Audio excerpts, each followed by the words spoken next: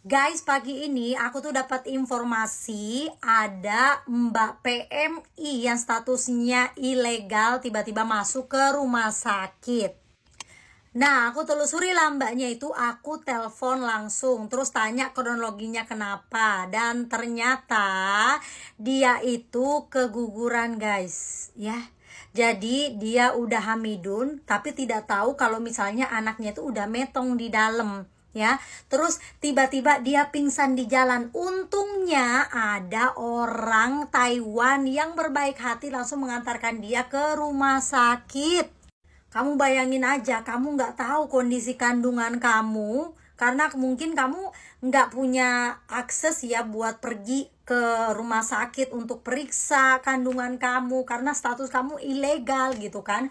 Terus tiba-tiba metong di dalam, terus kamu nggak tahu kondisi kesehatanmu kayak gimana. Itu mempengaruhi banget loh, itu kalau misalnya dia tidak ditolong langsung itu bisa metong loh mbaknya. Nah, itulah selalu aku bilang kalau kaburan itu akan selalu bergantung sama nasib baik aja ketika kamu punya masalah, ya. Nah, mbaknya ini ternyata udah di rumah sakit, terus di rumah sakit pun juga dia tidak ada uang pegangan sama sekali. Nah, aku juga bingung karena kan mbaknya udah menjadi kaburan itu dari tahun 2019, which is itu kalau misalnya udah masuk di tahun ini berarti kurang lebih 5 tahun dia menjadi kaburan. Kemana penghasilan mereka selama ini? Apakah kalian kaburan di luar sana itu tidak memikirkan untuk menyimpan kas pribadi ya untuk diri kalian sewaktu-waktu kalian itu ada apa-apa ya? Harus ya teman-teman yang di kaburan di luar sana, tolong ya kalian pikirin untuk nyimpan duit kalian untuk kepentingan tiba-tiba gitu, kepentingan mendesak ya. Kalau misalnya tiba-tiba kamu sakit, kamu apa, itu kan kalian harus punya duit pegangan sendiri karena kalian tidak ada cover sama sekali gitu. Mau apapun nggak bisa pemerintah ngebantu kalian karena kalian sudah status overseas atau kaburan. Jadi hilangin mindset kalian teman-teman kaburan di luar sana. Hilangin mindset kalian kalau misalnya kalian punya masalah, pemerintah bertanggung jawab untuk menanggung segala biaya-biaya kalau misalnya kalian butuh biaya. Ini nggak berlaku untuk teman-teman kaburan aja, tapi untuk resmi juga ya. Usahakan teman-teman selalu punya kas untuk darurat, untuk keadaan darurat ya. Harus simpan, itu yang paling utama sebenarnya.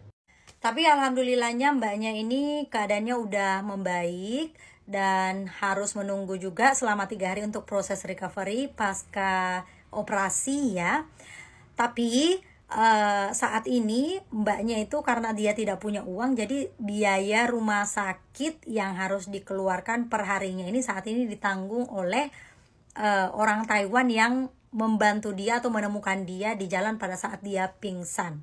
Cuma saya sudah follow up hal ini ke pihak KDEI dan pihak KDEI-nya juga sudah berkoordinasi dengan pihak rumah sakitnya. Jadi nanti pihak rumah sakit akan menghubungi orang KDEI kalau misalnya mbaknya sudah bisa keluar rumah sakit dan kemungkinan nanti akan dipindahkan ke shelter untuk menunggu benar-benar pulih. Setelah itu nanti proses untuk MD.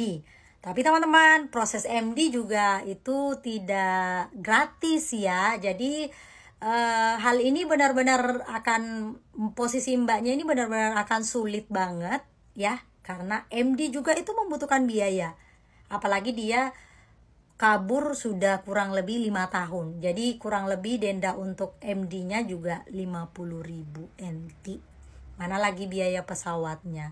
Ya, tinggal mbaknya saat ini karena dia nggak punya uang, jadi menunggu hal-hal baik dan keberuntungan yang datang kepada dia gitu ya.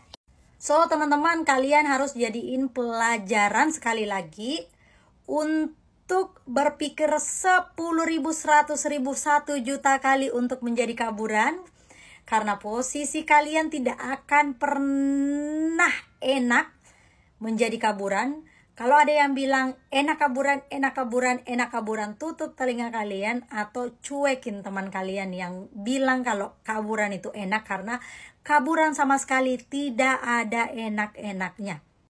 Orang-orang yang memilih untuk menjadi kaburan adalah orang-orang yang mungkin tidak bisa men-solve problemnya semasa dia bekerja dengan status resmi. Ya, orang-orang yang tidak bisa mencari jalan keluar atau menyelesaikan masalahnya sewaktu dia bekerja secara resmi. Tetapi kalian juga harus ingat, tidak ada masalah yang tidak ada jalan keluarnya. Selama kalian masih mau mencari jalan keluar dari masalah kalian, pasti selalu ada jalan ya. Jadi teman-teman jangan menyerah di luar sana. Kalau yang kaburan tolong jaga kesehatan kalian. Kalau yang saat ini resmi, tolong jangan pernah berpikir untuk menjadi kaburan. Oke, share ini ke teman-teman kalian.